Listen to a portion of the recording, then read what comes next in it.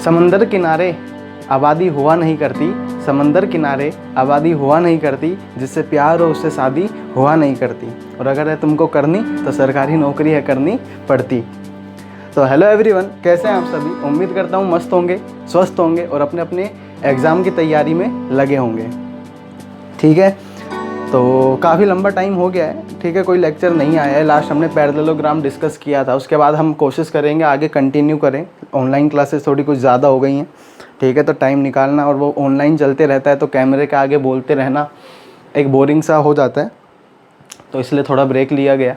आगे कंटिन्यू करेंगे इन चीज़ों को, ठीक है। और अभी माहौल भी बीच में तो कुछ इसी तरह का था, ठीक है, तो आगे कंटिन्यू करते हैं। आगे हम कंप्लीट करेंगे अपने टॉपिक को। हम क्वाड्रिलेटरल कर रहे थे, हमने देखो जियोमेट्री स्टार्ट किया हुआ था, है ना, जियोमेट्री हमने स्टार्ट किया हुआ था। जियोमेट्री में हमने लाइन एंड एंगल पढ़ लिया था, लाइन एंड एंगल के बाद हमने ट्रायंगल कंप्लीट कर लिया था, और मैंने ये बोला था कि इन्हें आप इसी सीक्वेंस में करें, ठीक है। अगर कोई इस वीडियो को यहाँ से देख रहा है, मतलब यहाँ से हमें ज्वाइन कर रहा है, तो मैंने देखो लाइन एंड एंगल कंप्लीट कराया हुआ है, मैंने ट्रायंगल कंप्लीट कराया हुआ है, पहले आप उन्हें कंप्लीट करो, क्योंकि ये सीक्वेंस में चीज़ें अरेंज हैं, इसी तरह से इन चीज़ों को बनाया गया है। अगर हम उसी फॉर्मेट में चीज़ों को करें तो बहुत ईजीली और बहुत अच्छे तरीके से हमें समझ में आएगा। होता क्या है कि वो चीज़ें यहाँ पर भी यूज़ होती हैं, तो जब हम करके आते हैं उन्हें, तो यहाँ पर उनका रिवीजन होता रहेगा, है ना, और रिवीजन होता रहेगा तो वो और स्ट्रॉन्ग होता रहेगा, तो उससे फ़ायदा मिलेगा। और अगर नहीं किया हुआ है तो यहाँ दिक्कत आएगी, इन चीज़ों को समझने में भी दिक्कत आएगी, और फिर करना तो हमें देखो वो वैसे भी पड़ेगा। जियोमेट्री का काफ़ी अच्छा वेटेज है, ठीक है। एसएससी में किसी भी एग्ज़ाम के लिए आप बात कर लो, अभी हाल में एसएससी सीएचएसएल का जो एग्ज़ाम हुआ उसमें देखा कि काफ़ी सारा वेटेज आया था एसएससी सीएचएसएल में जियोमेट्री का, तो इसको छोड़ नहीं सकते हम। और जियोमेट्री के लिए देखो फीलिंग आनी ज़रूरी है। आप पढ़ कितना भी लो, लेकिन जब तक फील नहीं आएगा ना, तब तक मज़ा नहीं आएगा। क्वेश्चन देखते ही दिमाग में चलना चाहिए कैसे होगा, वैसे करने बैठोगे तो हज़ारों तरीके होते हैं, हज़ारों लॉजिक निकलते हैं, करते करते आप आंसर तक पहुंच सकते हैं। लेकिन हमें आधी से ज़्यादा चीज़ें दिमाग में अगर चलेंगी तो वो टाइम बचेगा, है ना, और वो प्रैक्टिस से आएगा। तो प्रैक्टिस तो करनी है, लेकिन चीज़ों को अगर इसी सीक्वेंस में करेंगे आप तो वो ज़्यादा बेटर रहेगा, ठीक है। तो लास्ट में हमने जो डिस्कस किया था, हमने पैरेललोग्राम को कंसिडर किया था, समांतर चतुर्भुज को हमने कंसिडर किया था, डिटेल से समझा था, हर टॉपिक को जाना था, उस पर बेस्ड हमने क्वेश्चन भी डिस्कस किए थे, ठीक है। आज हम जो आगे स्टार्ट करेंगे, क्योंकि मैंने आपको बताया था कि जो चतुर्भुज है, जो क्वाड्रिलेटरल हमारे पास है, वो 4 तरह का हो सकता है। पहला मैंने आपको पैरेललोग्राम बताया, समांतर चतुर्भुज बताया, दूसरा मैंने आपको रेक्टेंगल बताया था। क्या बताया था? रेक्टेंगल बताया था, जिसे हम आयत भी बोलते हैं। तो सेकंड वाला हम आगे आज कंटिन्यू करेंगे, इसको डिटेल में समझेंगे, सभी पॉइंट इसके क्या बन सकते हैं सभी को जानेंगे, ठीक है। हिंदी में भी मैं इसको लिख देता हूँ, और दोनों लैंग्वेजेस में हम चीज़ों को करते चलेंगे, किसी में भी कोई दिक्कत नहीं आएगी, ठीक है। चलो यहाँ तक तो हुआ। देखो जो पहला पॉइंट है, रेक्टेंगल होता क्या है। रेक्टेंगल होता क्या है, देखो रेक्टेंगल जो है वो पैरेललोग्राम से ही आया है, ठीक है। तो हम ये कह सकते हैं कि एक स्पेशल पैरेललोग्राम है, एक स्पेशल समांतर चतुर्भुज है। कैसे? देखो पैरेललोग्राम क्या था, पैरेललोग्राम कुछ इस तरह का था जिसमें आमने सामने की भुजाएं क्या होती हैं, समान होती है। समान का मतलब है बराबर होती है, ठीक है, और समांतर भी होती है। ये इसके पैरेलल होगी और ये इसके पैरेलल होगी, हाँ या ना, यही हुआ था।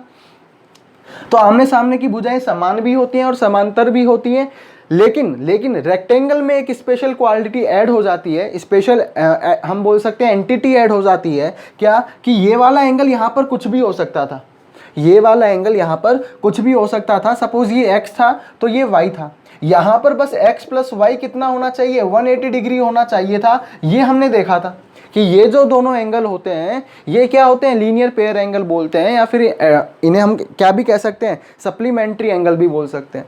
लेकिन यहाँ रेक्टेंगल में एक और हम यहाँ पे स्पेशल आइडेंटिटी ऐड कर देते हैं कि ये एंगल कितना होगा, ये 90 डिग्री होगा। तो हम ये कह दें कि एक पैरेललोग्राम जिसमें ये angle each intersecting angle of sides कितना होगा, 90 डिग्री का होगा, वो एक क्या होगा, रेक्टेंगल होगा, हाँ है ना। देखो पैरेललोग्राम की प्रॉपर्टी अभी भी ऐड हो रही है, ये भी 90 डिग्री हो जाएगा, ये भी 90 हो जाएगा, ये भी 90 हो जाएगा। आमने सामने के एंगल भी इक्वल है, ठीक है। और यहाँ पे दोनों एंगल का जो सम है, एडजेसेंट एंगल का जो सम है वो कितना है, 180 डिग्री है। देखो ऐसा मैं इसलिए करवा रहा हूँ कि जिससे आपको पीछे का भी रिवाइज होता रहे, ठीक है। तो पैरेललोग्राम की मैंने यहाँ पर 2-3 आइडेंटिटीज या फिर जो रिजल्ट हमने देखे थे यहाँ हमने डिस्कस कर ली, ठीक है। तो ये रिजल्ट याद होंगे तो ज़्यादा बेटर है। बाकी समझाया था मैंने ऐसा क्यों होता है, एक एक कंसेप्ट को बताकर चला था। तो ये हमारे पास एक रेक्टेंगल में बना लेता हूँ, ठीक है। एक मेरे पास एक रेक्टेंगल है जिसकी नेमिंग मैं दे देता हूँ ABCD। अब यहाँ से पहला क्या रिजल्ट हुआ कि ये एंगल 90 डिग्री का होगा, आमने सामने की भुजाएं यहाँ पर भी बराबर होंगी, समांतर भी होंगी, बिल्कुल सही। तो ये तीनों रिजल्ट आपको पता लग ही गए, ठीक है, इसमें कोई दिक्कत नहीं है। सेकंड वाले रिजल्ट पर आते हैं, ठीक है। यहां से आप समझ सकते हो कि ये वाली भुजा इसके बराबर है, ये वाली भुजा इसके समांतर भी है, ये वाली भुजा इसके बराबर है और ये वाली भुजा इसके समांतर भी है। और यहां पर जो ईच एंगल होगा, वर्टेक्स एंगल जो होगा, शीर्ष पर जो कोण बन रहा होगा वो 90 डिग्री का बन रहा होगा, ठीक है, इसमें कोई दिक्कत नहीं है। दूसरा रिजल्ट हमारे पास क्या है कि जो रेक्टेंगल है और रेक्टेंगल में जो ये डायगोनल होंगे, डायगोनल तो होंगे, विकर्ण होंगे, ये जो अपोजिट वर्टेक्स को हम ऐड करते हैं, ज्वाइन करते हैं, तो एक वर्टेक्स बनता है। यहाँ पर भी दो तरह के विकर्ण, सॉरी वर्टेक्स नहीं, विकर्ण हमारे पास बनेगा, दो विकर्ण बनेंगे यहाँ पर, ठीक है। तो यहाँ पर ये दो डायगोनल बने, ये दोनों जो डायगोनल होते हैं वो बराबर होते हैं, D1 = D2 होता है। दूसरा रिजल्ट ये होगा, ठीक है, ये D1 है और ये D2 है। ऐसा क्यों होता है इसको हम समझ लेते हैं कि ऐसा क्यों होता है। देखो ये हमारे पास एक रेक्टेंगल है, हाँ ठीक है, यहाँ पर ये कोई लेंथ होगी इसकी और ये कोई ब्रेथ होगी, लंबाई इंटू चौड़ाई। तो ये जो डायगोनल मैंने बनाया इसकी लेंथ क्या होगी, क्योंकि ये 90 डिग्री का कोण है तो ये क्या होगा, समकोण त्रिभुज होगा, राइट एंगल ट्राइंगल होगा। तो ये वाली लेंथ होगी L² + B², बिल्कुल सही, ठीक है, हटा देते हैं अब इसको। ये दूसरा मैंने डायगोनल बनाया, इस वाले डायगोनल को भी हटा देता हूँ, ये भी 90 डिग्री का होगा। अगर ये B है तो ये भी B होगा, क्योंकि आमने सामने की भुजाएं क्या होती है, बराबर होती है। अरे जो बताया है वो तो पता होना चाहिए। तो ये वाली भी क्या होगी, √L² + B²। तो देखो यहाँ से D1 कितना आया, D1 आया अपने पास √L² + B², और D2 भी कितना आया, √L² + B²। तो D1 = कितना हुआ, D2 हुआ। मतलब क्या है यहाँ पे कि रेक्टेंगल के जो दोनों डायगोनल हैं वो बराबर होते हैं। क्या पैरेललोग्राम में होते थे, नहीं होते थे। तो मैंने आपको पहले भी बताया था, देखो जो पैरेललोग्राम की प्रॉपर्टीज़ है वो यहाँ पर भी यूज़ हो रही हैं, होंगी, लेकिन कुछ एक्स्ट्रा प्रॉपर्टीज़ आ जाएंगी। जैसे पैरेललोग्राम में ये एंगल 90 डिग्री का नहीं होता था, ऐसा ज़रूरी नहीं है हो, लेकिन यहाँ 90 डिग्री का होगा। यहाँ डायगोनल इक्वल होंगे जबकि पैरेललोग्राम में इक्वल नहीं होते थे। तो इन चीज़ों को याद रखना है बस, और कुछ नहीं है, ठीक है। तो ये सेकंड अपना कंसेप्ट क्लियर हुआ, प्रूफ करवाया मैंने कैसे। एक बार इन्हें ऐसा करने से फ़ायदा क्या होगा कि जब आप क्वेश्चंस करोगे तो आप क्वेश्चंस में ये कंसेप्ट अप्लाई कर सकते हो, ठीक है। तीसरा वाला देखो, तीसरा कंसेप्ट यहाँ पे क्या निकलता है, तीसरा रिजल्ट क्या निकलता है। ये अपने पास एक रेक्टेंगल है,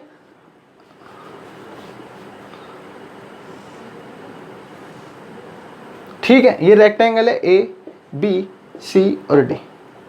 चलो ऐसे उसी में मैं बता सकता था इस बात को, कोई बात नहीं, कि ये जो डायगोनल होते हैं ना, ये डायगोनल, दोनों जो डायगोनल होते हैं,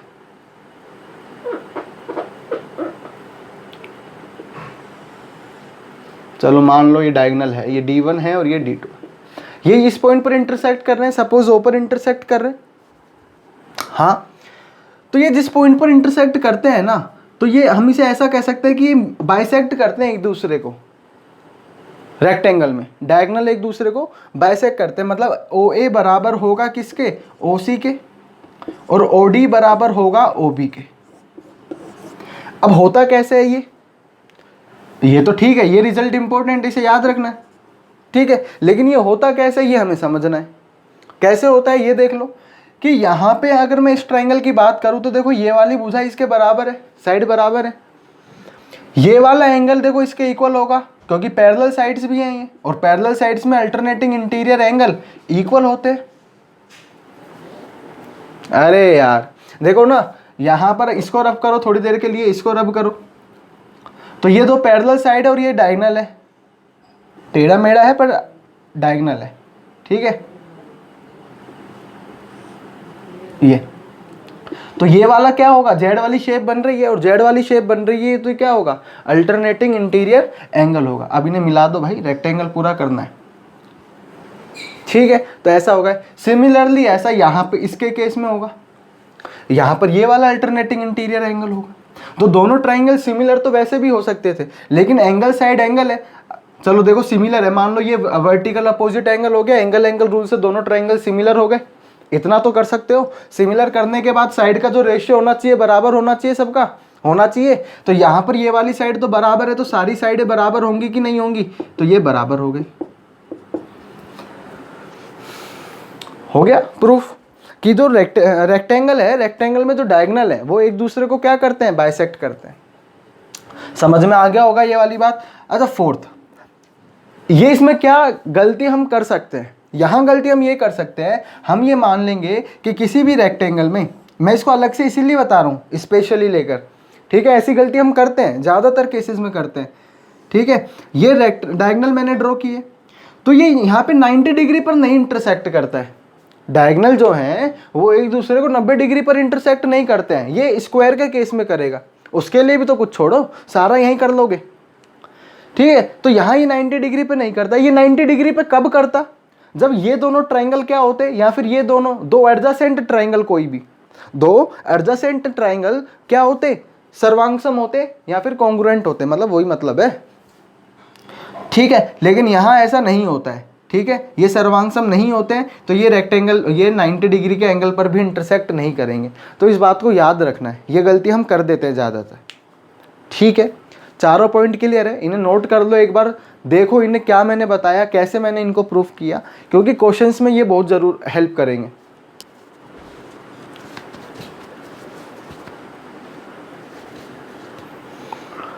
रब कर देता हूँ, ठीक है। समझ में आ गया होगा, सभी कंसेप्ट क्लियर हो गया होगा। इनको एक बार खुद से नोट कर लेना, ठीक है, और उसके बाद खुद से इन्हें प्रूफ करने की कोशिश करना। याद आपको रिजल्ट ही रखना है, लेकिन प्रूफ आपको खुद को करना आना चाहिए, क्योंकि क्वेश्चंस में वही काम देगा। रिजल्ट्स तो हाँ हम ऐसा कर सकते हैं ये बताता है, ठीक है। वैसे ज़्यादातर जो क्वेश्चंस बनते हैं वो मैं करा ही दूंगा साथ साथ, ठीक है, लेकिन फिर भी आना चाहिए। चलो 5th पॉइंट पर हम आते हैं। चलो डायगोनल से रिलेटेड ही एक और टर्म हम ले लेते हैं, एक और रिजल्ट हम ले लेते हैं। सपोज ये मेरे पास एक रेक्टेंगल है, ठीक है, एक ये रेक्टेंगल है, थोड़ा टेढ़ा लग रहा है, कोई बात नहीं, लेकिन हम मान लेंगे कि रेक्टेंगल है, ये 90 डिग्री है। इसमें मैंने कोई एक डायगोनल ड्रॉ किया, इसमें मैंने कोई एक डायगोनल ड्रॉ किया। तो देखो सभी क्वाड्रिलेटरल के लिए मैंने एक बात बताई थी कि कोई सा भी क्वाड्रिलेटरल हो, डायगोनल जो होगा क्वाड्रिलेटरल के एरिया को 2 इक्वल पार्ट्स में डिवाइड करेगा, है ना। तो यहाँ पे ये जो डायगोनल है, तो यहाँ पर भी ये ये क्या करेगा, फॉलो करेगा इस चीज को। Diagonals divide area into 2 equal parts, ठीक है, कि वो जो क्षेत्रफल है, डायगोनल जो विकर्ण है, वो क्षेत्रफल को 2 बराबर भागों में बांटता है, ये वाला और ये वाला, ठीक है। कैसे कर सकते हो, देखो अगर आप इस ट्रायंगल का एरिया निकालते तो half into base into height करते, क्या करते, half into base into height करते, और बेस एल होती और हाइट अपनी क्या होती, बी होती, क्योंकि 90 डिग्री पर है, ऐसा ही तो करते। सिमिलरली आप इसके लिए भी ऐसा करते, ये भी क्या होता, हाफ इंटू ये एल होता, ये बी होता, बेस इंटू हाइट करते। और रेक्टेंगल का एरिया क्या होता है, एल इंटू बी।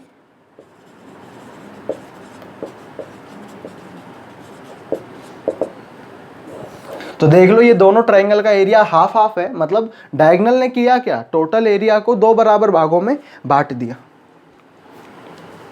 ठीक है। ये याद रखना है, वरना इसको आप ऐसे भी कर सकते हो, मैंने आपको इस तरह से भी बता दिया। मैंने अभी थोड़ी देर पहले भी बोला कि करने के तो बहुत सारे तरीके हो सकते हैं, ठीक है। हमें वो करना है जो जल्दी से जल्दी चीज़ों को कर सके, या फिर जो हमारे दिमाग में जल्दी से क्लिक कर सके। चलो इसे तो मैं हटा देता हूँ, लिख लिया होगा आप लोगों ने, ठीक है। और वैसे भी ये तो आपको याद रखना है, लिखना नहीं है।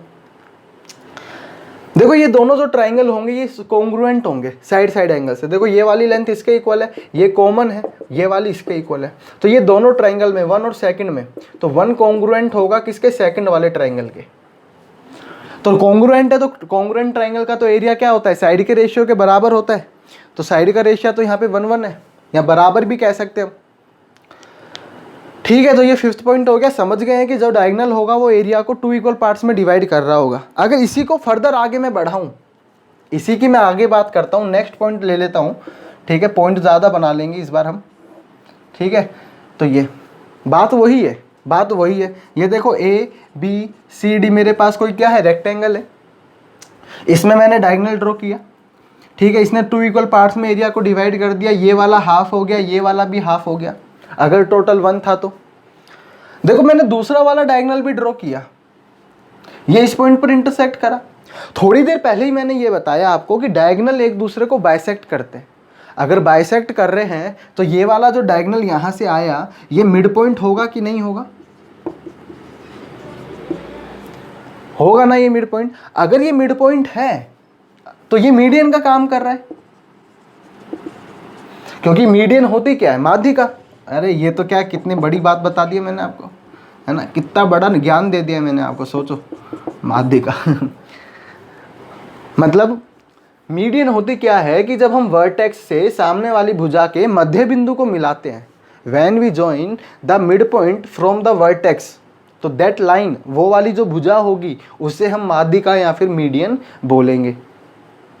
तो मीडियन है, और मीडियन का काम क्या होता है, एरिया को 2 बराबर भागों में बांटने का काम होता है। तो ये वाला जो एरिया था जिसे मैं आधा कह रहा था, वो आधा भी आधे आधे में बट गया, मतलब कि 1/4 हो गया। इसी तरह से ये वाली भी मीडियन होगी, ये भी इस आधे को 1/4 में बांट रही होगी। अब यहाँ से क्या रिजल्ट निकला कि दोनों डायगोनल जो हैं वो रेक्टेंगल के एरिया को 4 बराबर भागों में बांट देते हैं। अगर इसका एरिया कितना होता, टोटल 16 होता, है ना। सपोज एक मैं क्वेश्चन दे देता हूँ, ऊपर का दिख रहा है क्या, चलो यहाँ लिख देता हूँ, यहाँ का तो दिख ही रहा है। ये एक मैंने रेक्टेंगल दिया जिसकी लेंथ 8 है और ये 2 है, 16। तो टोटल एरिया तो कितना होगा रेक्टेंगल का, 16 होगा, 16। अगर मैं ऐसे बोल देता हूँ ये दोनों रेक्टेंगल है तो इस वाले का एरिया बताओ क्या होगा, तो ये 4 बराबर भागों में बढ़ जाएगा। तो ईच पार्ट कितने का होगा, 4 4 4 4, 4 4 4 4 में ये इक्वली डिस्ट्रीब्यूट हो जाएगा। तो ये भी आपको पता होना चाहिए। वैसे तो आपको अगर नॉलेज है तो आप इसे इस तरह से खुद से भी कर सकते हैं, क्योंकि एरिया डिवीजन मैंने बहुत अच्छे से बताया ट्राइंगल में, हर शेप का, हर तरह से किस तरह से क्या हो रहा है ना। काफ़ी लंबा टाइम दिया हमने उस चीज़ को, तो वो आपको आना चाहिए। तो यहाँ पर ये दोनों पॉइंट्स भी अच्छे हो सकते हैं। ठीक है, आगे चलते हैं इस पर। यहाँ तक आपको समझ में आ गया होगा, कोई दिक्कत नहीं होगी इसमें, है ना। चलो हटा देते हैं अब इसे, आगे चलते हैं।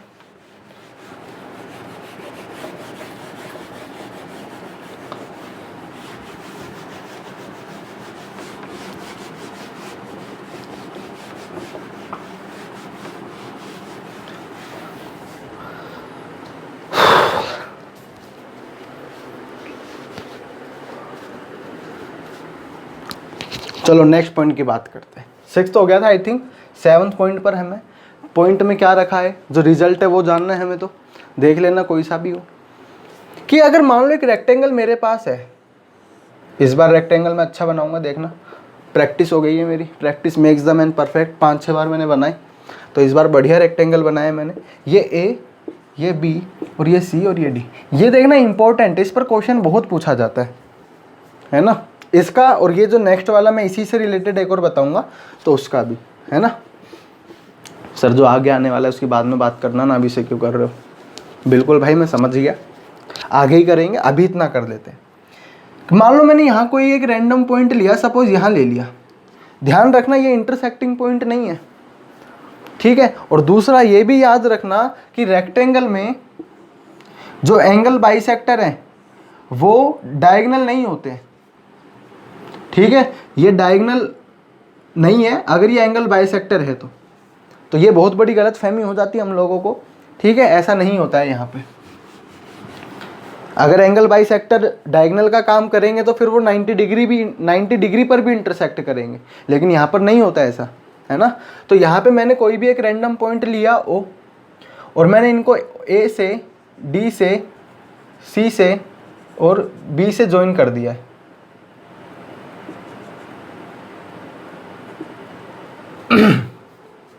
ठीक है, कोई दिक्कत नहीं है इसमें।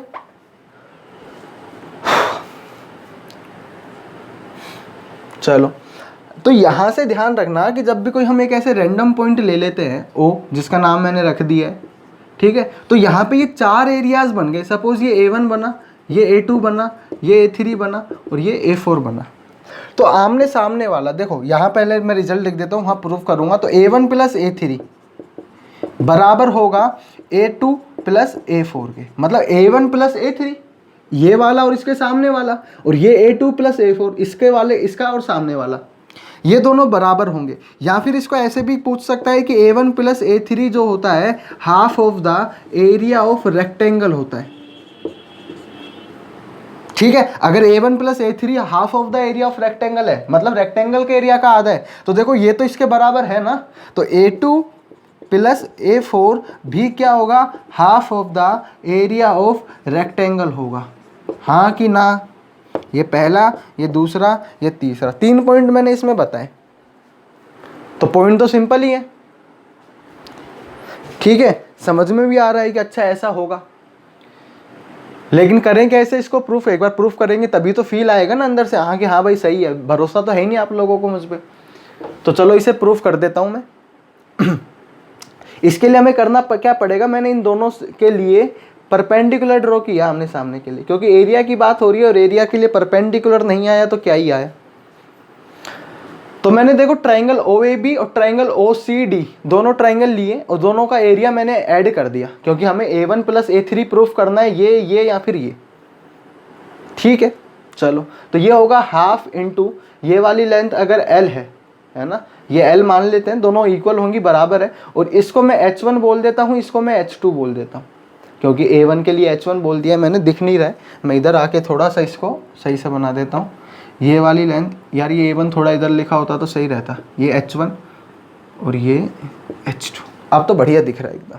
मेरे पास दूसरे कलर का भी मार्कर नहीं है, वरना मैं रंग बिरंगा कर देता यहाँ पे। कलरफुल पिक्चर है ना, ब्लैक एंड वाइट में जी लेते हैं अभी तो। हाफ इंटू बेस, तो बेस तो क्या है, L है, इंटू हाइट कितनी है, H1 है। इस वाले ट्राइंगल का एरिया तो ये हुआ, हाँ या ना, प्लस मैं ये वाली चीज उठा रहा हूं अभी, है ना। तो A1 वाला एरिया ऐसे निकलेगा। तो अब ये दूसरे वाले का भी एरिया निकाल लेते हैं। ये भी कैसे निकलेगा, half into base into H2। इसे लिखना चाहो तो ऐसे लिख दो, A1 प्लस A3, कोई दिक्कत नहीं है, बढ़िया बात है। तो देखो हाफ L और हाफ L मतलब 1/2 इंटू L मैं बाहर निकाल सकता हूँ, दोनों के पास है, तो दोनों के पास से बाहर निकाला तो अंदर H1 प्लस H2। ध्यान से देखो इसको गौर से, H1 प्लस H2 करने का क्या काम कर रही हैं, ये टोटल हाइट का काम कर रही है कि नहीं कर रही हैं, ऐसे।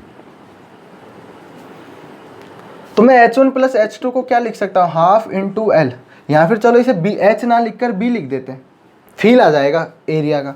तो इसको मैंने B लिख दिया, और क्योंकि H1 plus H2 is equal to B है भाई। ये भी देखो, ये भी 90 डिग्री बना रहा है यहाँ पे, ये भी 90 डिग्री, यहाँ पर ये भी 90 डिग्री, ये भी 90 डिग्री, पैरेलल है, रेक्टेंगल समझ लो इसको भी एक अंदर।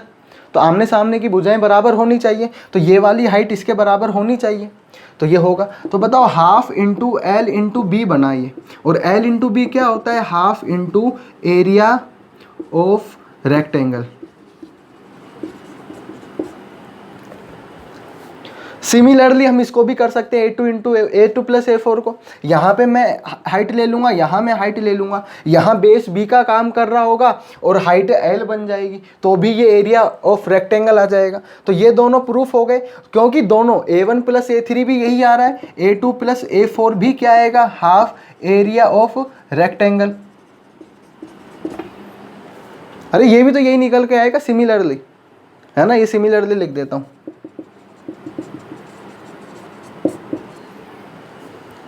तो ये हो गया। तो बताओ ये दोनों वैल्यूज आपस में इक्वल हुई कि नहीं हुई। तो A1 प्लस A2 बराबर होगा A3, भाई A3 बराबर होगा A2 प्लस A4 से। तो तो कैसे भी पूछ सकता है तीनों शक्लों में, तीनों आपको पता होनी चाहिए। मान लो ये दो एरिया दिए हैं आपने, सपोज ये रेक्टेंगल दिया हुआ है, ये कोई भी रैंडम पॉइंट उठा के इस तरह से एरिया बांट दिया, ये 10 है, ये 20 है, ये 5 है, बताओ ये कितना होगा, है ना। चलो 15 ले लो यार, इतना भी बुरा मत करो उसके साथ। तो देखो ये 10 + 20 बराबर होना चाहिए 15 + x के, तो 10 + 20 बराबर होना चाहिए 15 + x के, तो ये 30 होगा, 15 गया, x बराबर भी 15 आ गया। तो सीधा करोगे कि नहीं करोगे सेकंड्स में। तो इसलिए आपको सारा कंसेप्ट आना चाहिए और पता भी होना चाहिए कैसे करना है, क्योंकि ये जो कंसेप्ट हम यहाँ पे लगा रहे हैं इस पर भी तो कुछ क्वेश्चंस बन सकते हैं। मेंस में तो अच्छे क्वेश्चंस बनते हैं, ठीक है। प्री क्लियर कर लोगे तो क्या हो गया, नौकरी तो मेंस देगा, ठीक है। ये समझ में आ गया। 7th पॉइंट अच्छा पॉइंट है, मैंने इंपॉर्टेंट इसीलिए लिखा। ऐसे भी समझ सकते हो, इसमें 3 रिजल्ट बन रहे है ना, कि मान लो आपको एरिया ऑफ रेक्टेंगल तो मिल जाएगा लेंथ इनटू ब्रेड्थ से, आपसे एक एरिया भी दिया हुआ है, इसका एरिया पूछ लिया तो भी आपको पता होना चाहिए ये रिलेशन होता है, ये प्रूफ करने का तरीका होता है ना। तो इसको एक बार नोट कर लो अपनी तरफ से, इसे फिर प्रैक्टिस कर लेना एक बार बाद में, और ये रिजल्ट आपको अपने आप याद हो जाएगा। और जब हम क्वेश्चंस करेंगे तो क्वेश्चंस में भी ये रिजल्ट यूज़ होगा, तो तब भी मैं आपको ये रिवाइज करा ही दूंगा, है ना। आपको पता है ना, हमने एक सीरीज़ चलाई हुई है क्वेश्चंस के लिए, 100+ क्वेश्चंस तो हमने ट्रायंगल पे ही किए थे, उसके बाद हमने रेक्टेंगल पे स्टार्ट कर दिए और उसके बाद हमने ब्रेक चला दिया था। आगे कंटिन्यू रखेंगे, ठीक है। इसको रफ कर देता हूँ मैं, आप पॉज करके भी कर सकते हैं, टाइम वेस्ट करके क्या फ़ायदा है, ठीक है। लेकिन सभी करना ज़रूर, टाइम वेस्ट मत करना। तो कुछ क्वेश्चंस आप करोगे तो जियोमेट्री में तो बड़ा इंटरेस्ट आता है करने में क्वेश्चंस को खुद से, मतलब फिगर देखना, फिगर में लेके बैठ गए, पेंसिल बुक में ही शुरू हो गए करना, अलग ही लेवल का मजा है। देखो 8th पॉइंट पर हम आते हैं। मैंने बोला था ये भी इम्पोर्टेंट है ना। ये इम्पोर्टेंट कैसे वो समझो। देखो ये रेक्टेंगल मैंने बनाया, प्रैक्टिस हो गई है रेक्टेंगल बनाने की, ऐसी तो प्रैक्टिस हम रोज करते हैं, है ना। कहाँ से ये रेक्टेंगल दिख रहा है,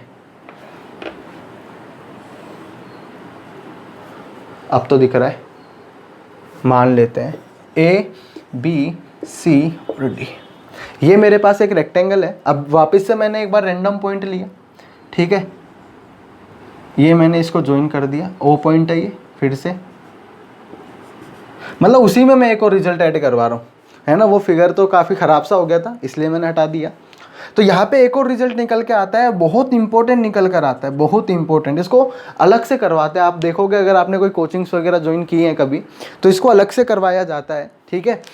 इंपॉर्टेंट है क्योंकि ऐसा क्यों होता है कि OA स्क्वायर + OC स्क्वायर, या फिर ऐसे लिख दो, एक पॉइंट से चलना स्टार्ट करो, AO square + OC square, end तक जाओ और सीधा चलो स्ट्रेट लाइन में, is equal to DO square + OB square.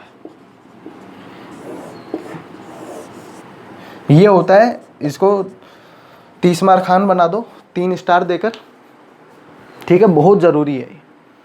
अब लेकिन बात ये आती है कि इम्पोर्टेंट तो है, लेकिन हम इसे प्रूफ माने कैसे कि ये सही है, ठीक है। कोचिंग्स तो हमने की नहीं, और की तो हमने ध्यान नहीं दिया, हमारा तो ध्यान कहीं और पे था, बगल वाली सीट पर।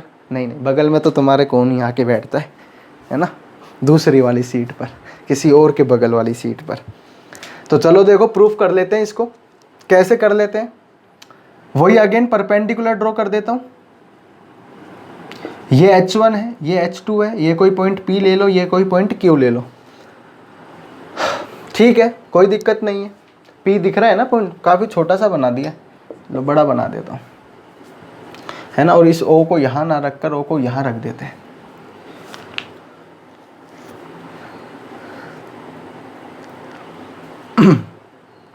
तो देखो प्रूफ कैसे कर सकते हैं। आपको पता है ये परपेंडिकुलर ड्रॉ किया है तो ये 90 डिग्री होगा एंगल, ठीक है। और क्योंकि हमने यहाँ पे रिजल्ट स्क्वायर में निकाला है तो भाई स्क्वायर वाला कुछ केस यूज़ हो रहा होगा, स्क्वायर वाला कुछ केस यूज़ हो रहा होगा। और स्क्वायर वाला केस यूज़ हो रहा है ना, स्क्वायर वाला केस यूज़ हो रहा है तो पाइथागोरस थ्योरम दिमाग में आनी चाहिए जैसे ही राइट एंगल ट्रायंगल बना, है ना। अब ये बात बताने की नहीं है क्योंकि आपको मैंने समकोण त्रिभुज में सारी चीज़ें बताई हैं, है ना। तो यहाँ पे देखो कि पहला OD स्क्वायर बराबर होगा हाइपोटेनियस, देखो OD क्या होगा, हाइपोटेनियस होगा, बराबर होगा OP square + P D square.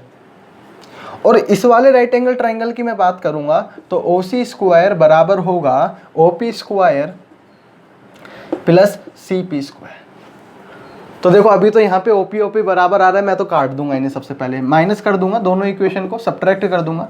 तो देखो O D square minus O C square बराबर होगा, ओपी से ओपी काटा, मजा आया, P D square minus C P square. एक इक्वेशन मेरे पास ये बनी, ठीक है। इसी तरह से नीचे के लिए भी बना लेते हैं, एक इक्वेशन इसके लिए बनेगी, एक इक्वेशन इसके लिए बनेगी। यहाँ पे बना देता हूँ पैरेलली। एक मेरे पास बनेगी ओ ए स्क्वायर बराबर होगा O Q square plus Q A square, ठीक है। दूसरा मेरे पास बनेगी O B square is equals to O Q square plus O Q B square. देखो कैसे बनी, समझो। वैसे पता चल गया होगा कि ये वाला राइट एंगल ट्राइंगल मैं कंसीडर कर रहा हूँ, ठीक है। तो ये हाइपोटेनियस होगी, ये परपेंडिकुलर और ये बेस, बस hypotenuse is equals to perpendicular square plus base square होता है। दूसरी इक्वेशन मैंने इस वाले राइट एंगल ट्राइंगल को कंसीडर की है, तो ये हाइपोटेनियस, ये परपेंडिकुलर और ये बेस। क्योंकि ओ क्यू बराबर है तो सब्ट्रैक्ट कर देंगे, इसे काटेंगे सबसे पहले। O A square minus O B square बराबर होगा Q A square minus Q B square. Second equation ये बनी, हाँ है ना। देखो रिजल्ट क्या लाना है, ओ ए O square plus O C square. ए ओ या ओ ए बात तो एक ही है, ओ ओ, ठीक है। तो ओ ओ और ओ बी, हमें ओ बी लाना है और ओ सी प्लस में लाना है, ये तो माइनस का है। तो मैं क्या करूं, अगर मैं इसमें से इसको सब्ट्रैक्ट कर दूं, आ जाएगा कि नहीं आ जाएगा। तो मैंने सेकंड में से 1 को सब्ट्रैक्ट कर दिया, 1 में से सेकंड को कर दो, सेकंड में से 1 को कर दो, एक ही बात है। तो देखो ओ ए को लिखो, चलो मैं दोबारा से लिख देता हूँ यार, तुम भी क्या याद रखोगे, है ना।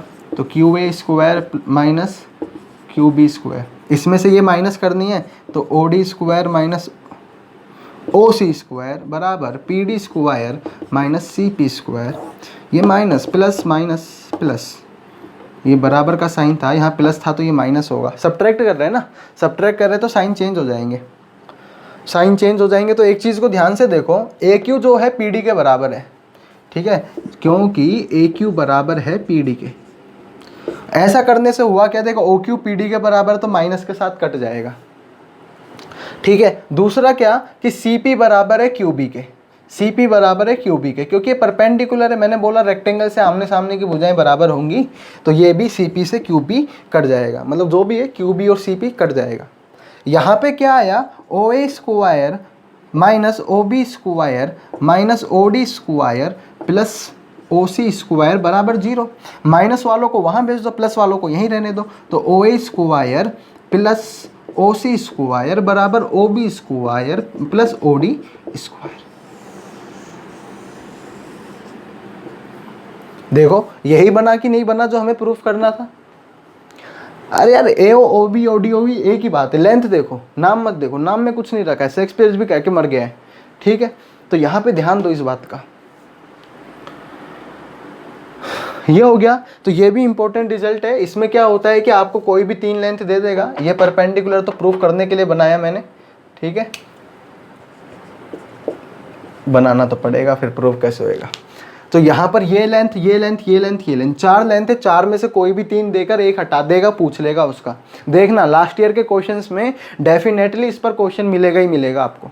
दोनों जो एरिया वाला मैंने बताया और एक ये वाला, इन पर कहीं ना कहीं किसी ना किसी तरह से ज़रूर क्वेश्चन पूछ ही लिया जाता है।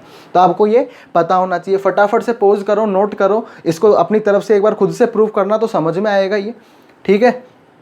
मैं इसको हटाने जा रहा हूँ, 1 2 3 हटा दिया।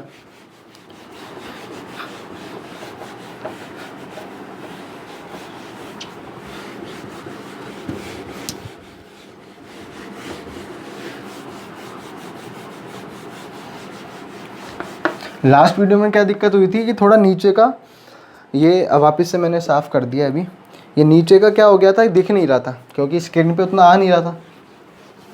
इस बार मैंने मार्क किया है पहले, जिससे कि मुझे पता रहे कि इससे नीचे या इससे ऊपर नहीं लिखना है ना। तो इस तरह की समस्याओं को ध्यान में रखा जा रहा है। शायद 8 पॉइंट हो गए थे, 9वें पॉइंट पर हम हैं, 9वें रिजल्ट पर हैं। खूब सारे रिजल्ट हमने रेक्टेंगल पर डिस्कस कर लिए हैं।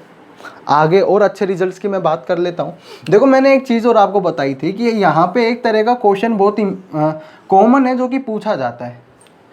कैसा कि अगर किसी रेक्टेंगल के या किसी पैरेललोग्राम के, मतलब जो भी आपको फिगर दिया हुआ है, उसके मिड पॉइंट्स को अगर हम ज्वाइन करें, इन मिड पॉइंट्स को हम ज्वाइन करें तो कैसी शेप बनकर आएगी। मतलब मैंने इसको ज्वाइन किया, मैंने इसके साथ इसको ज्वाइन किया, मैंने इसके साथ इसको ज्वाइन किया, मैंने इसके साथ इसको ज्वाइन किया, तो ये जो क्वाड्रिलेटरल बना, मान लो ये P Q R और ये S, ये जो क्वाड्रिलेटरल बना ना, इसका क्या नाम है ना, नाम क्या है, मतलब इसकी ये रेक्टेंगल होगा, स्क्वायर होगा, रोम्बस होगा, क्या होगा। तो उसके लिए हमें क्या करना पड़ेगा, उसके लिए हमें करने का तरीका मैंने आपको पैरेललोग्राम में बताया था कि मैंने क्या किया, डायगोनल बनाया, ठीक है। और डायगोनल में इस प्रॉपर्टी को आपको पता होना चाहिए, आपको ये प्रॉपर्टी पता होनी चाहिए कि कोई भी एक ट्रायंगल है तो उसके पैरेलल अगर मैं कोई साइड ड्रॉ करता हूँ और इसके मिड पॉइंट्स हैं ये, तो ये वाली लेंथ इसके समांतर तो होती है। एक और चीज़ होती है क्या कि ये इसकी आधी होगी, अगर ये ए है तो ये हाफ ए होगी, है ना। मिड पॉइंट्स थ्योरम इसे बोलते हैं, मध्य बिंदु प्रमेय। तो अगर किसी त्रिभुज के मध्य बिंदु ज्वाइन करके दो भुजाओं के मिड पॉइंट्स को ज्वाइन किया जाता है तो वो तीसरी भुजा की आधी भी होती है और साथ ही साथ समांतर भी होती है। बताओ इतना ज़्यादा फायदा, है ना। तो यहाँ पर भी इसी चीज़ को फॉलो करना है कि ये वाली देखो, ये एक ट्रायंगल बन रहा है अपने पास, ये है ना, ये ट्रायंगल है, इसको थोड़ी देर के लिए हटा देते हैं जिससे समझने में दिक्कत ना आए। तो ये दोनों मिड पॉइंट्स है, क्योंकि बोला ही गया है कि अगर मिड पॉइंट्स को ज्वाइन करेंगे तो क्या होगा, एक लाइन बनाई, ये इसके समांतर भी होगी, इसकी हाफ भी होगी। ये D1 है तो ये D1/2 होगी, है ना, ये D1/2 होगी, हाफ नहीं होगी, D1/2 होगी।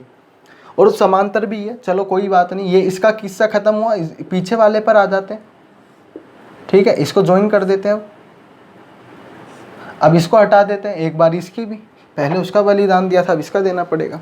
ये भी सेम ही है, ये वाला त्रिभुज होगा इस बार, ये वाली भुजा इस बार D1 की आधी ये होगी, है ना। तो ध्यान से देखो, अभी इससे भी कुछ रिजल्ट मिल जाएगा, ऑलमोस्ट तो पहुंच ही जाओगे, ठीक है। ऑप्शंस अगर कम हुए तो कैसे कि देखो आमने सामने की भुजाएं समांतर भी हैं इसमें, देखो ये इसके समांतर है, अगर ये इसके समांतर है, ये इसके समांतर है, तो ये दोनों भी तो आपस में समांतर होंगी, है ना। अबे यार इसको देखो ना, देखो ये वाली भुजाएं हो गई कि नहीं हो गई आपस में समांतर, और बराबर भी हो गई हैं।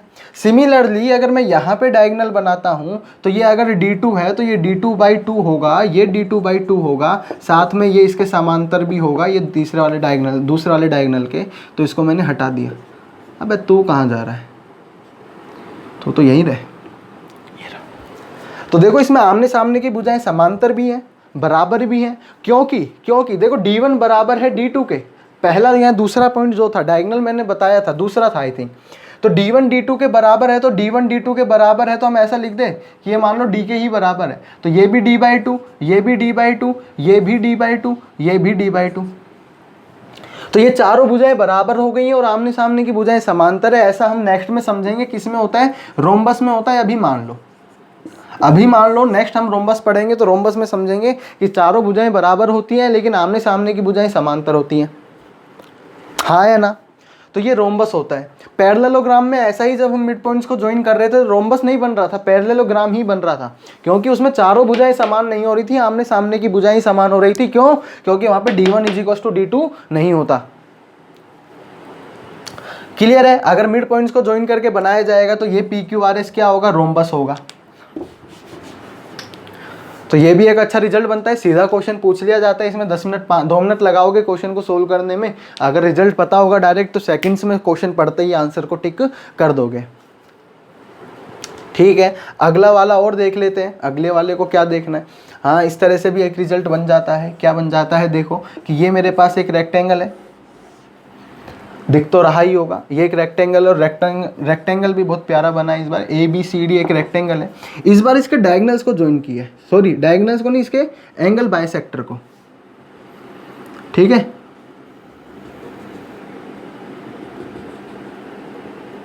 ये यहाँ पे इनको मैं थोड़ा सा हाईलाइट कर देता हूँ। ये क्या है, एंगल बाइसेक्टर है। अगर देखो किसी को दिक्कत हो थोड़ा सा तो एंगल बाइसेक्टर मैंने पहले बताए, इसलिए मैं इस बार नहीं बता रहा हूँ। कौन समद्विभाजक हम इन्हें बोलते हैं, क्या बोलते हैं, कौन समद्विभाजक। ठीक है, तो ये अपने पास क्या बनता है, देखो रेक्टेंगल के अंदर रेक्टेंगल ही बनेगा अगर हम एंगल बाइसेक्टर करेंगे। तो देखो ऐसा होता क्यों है, देखो एंगल बाइसेक्टर है तो ये 45 में बढ़ जाएगा 90 का एंगल, ये भी 45 और 45 में बढ़ जाएगा। ये एंगल 90 डिग्री का होगा। और एक दूसरा ये कि एंगल के इक्वल एंगल के सामने वाली भुजाएं भी क्या होती हैं, बराबर होती हैं। तो ये वाली भुजा इसके बराबर होगी, हाँ या ना, बिल्कुल होगी। ठीक है, तो ये 90 डिग्री होगा तो ये भी 90 डिग्री होगा। सिमिलरली ये 90 डिग्री होगा तो ये 90 डिग्री होगा वर्टिकल अपोजिट एंगल से। थोड़ा जल्दी बता रहा हूँ इस बात को क्योंकि पैरेललोग्राम में पूरा एक्सप्लेन किया था। ठीक है, यहाँ पर ये तो मैं नीचे बना देता हूँ एक बार फिर से।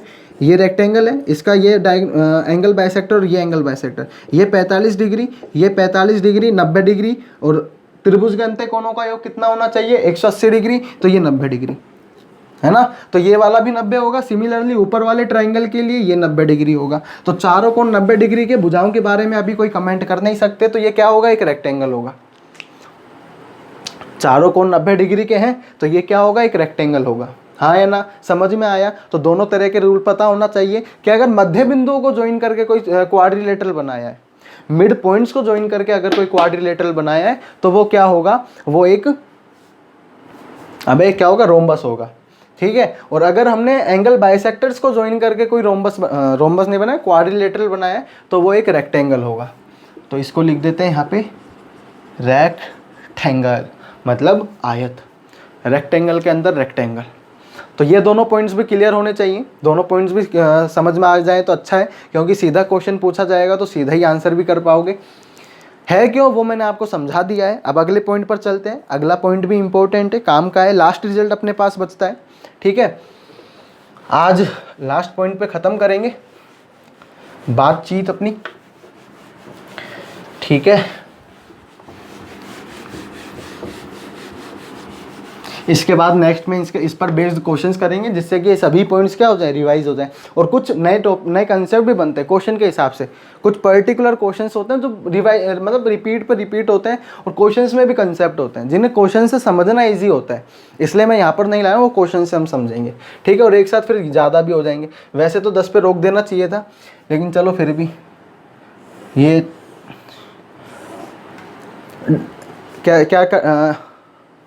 हाँ क्या था, ये ए बी और ये सी और ये डी, मतलब ABCD अपने पास कोई एक रेक्टेंगल है। ठीक है, रेक्टेंगल है, बिल्कुल मान लिया। इतनी देर से यही तो लेकर चल रहे हैं। क्या होगा कि अगर मान लो मैं इसके किसी पॉइंट को इससे ज्वाइन कर दूं, दो वर्टेक्स से, तो ये एक ट्राइंगल बना अपने पास। मान लो ये ई पॉइंट है, तो जो ट्राइंगल ए बी और ई, या फिर AEB बोलेंगे तो ज़्यादा मज़ा आएगा। AEB जो होगा, इसका जो एरिया होगा वो half of the area of rectangle होगा। मतलब किसी भी वर्टेक्स से, मतलब किसी भी साइड से रेक्टेंगल की किसी भी साइड से अपोजिट साइड पर किसी बिंदु को मिलाया जाता है, उससे जो त्रिभुज बनता है और उसका जो एरिया होता है वो क्या होता है, आधा होता है रेक्टेंगल के एरिया से। अब चाहे ये एरिया ऐसे भी बनाया जा सकता था, यहाँ बना देता हूँ। ठीक है, ये एरिया ऐसे भी बनाया जा सकता था, ये एरिया ऐसे भी बनाया जा सकता था, ये एरिया ऐसे भी बनाया जा सकता था, है ना। तो किसी भी साइड से अपोजिट साइड के किसी बिंदु को मिलाकर जो भी त्रिभुज बनाया जाएगा उसका एरिया क्या होगा, आधा होगा।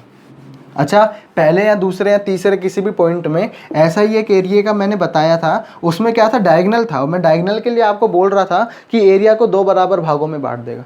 तो मैंने किया क्या कि ऐसे समझ लो कि ये वाली वर्टेक्स है, ये वाली साइड मैंने कंसिडर की, और ये सामने वाली भुजा के इस वाले बिंदु को कंसिडर किया, तो बस ये वाला भी आधा ही होगा एरिया किसका, रेक्टेंगल के एरिया से। तो A × L से आधा होगा। तो वहाँ पर भी ये सिद्ध किया था मैंने, तो वैसे भी इसको समझ सकते हैं, वरना मैं यहाँ पर अपने अलग तरीके से बता देता हूँ, कोई बात नहीं।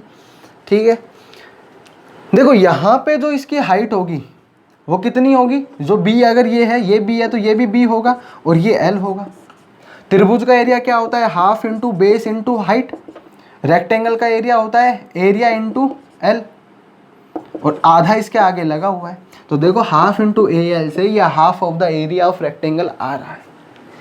ठीक है, तो किसी भी तरह से पूछा जा सकता है, आपको पता होना चाहिए। ठीक है, शाबाश, हमने मार्कर और इंक दोनों गिरा दिए, कोई बात नहीं।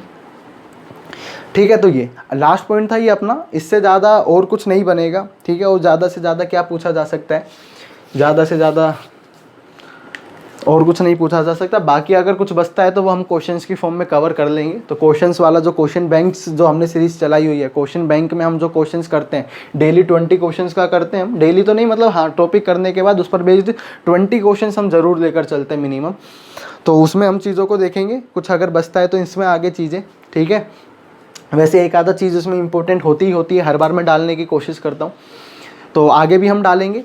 ठीक है, यहाँ तक ये इसमें बेहतरीन रिजल्ट जो बन सकते थे रेक्टेंगल पे ज़्यादा से ज़्यादा मैंने डालने की कोशिश की है। तो आई होप आपको समझ में आया होगा, अच्छा लगा होगा। और अच्छा लगा है तो इसे क्या करना है, लाइक करना है, शेयर करना है, सब्सक्राइब करना है, ज़्यादा से ज़्यादा लोगों के पास इसे पहुँचाना है। ठीक है, जिससे कि मैं जल्दी जल्दी वीडियो बना सकूँ, है ना। तो आज के लिए इतना ही, मिलते हैं नेक्स्ट वीडियो में, तब तक के लिए टाटा बाय बाय।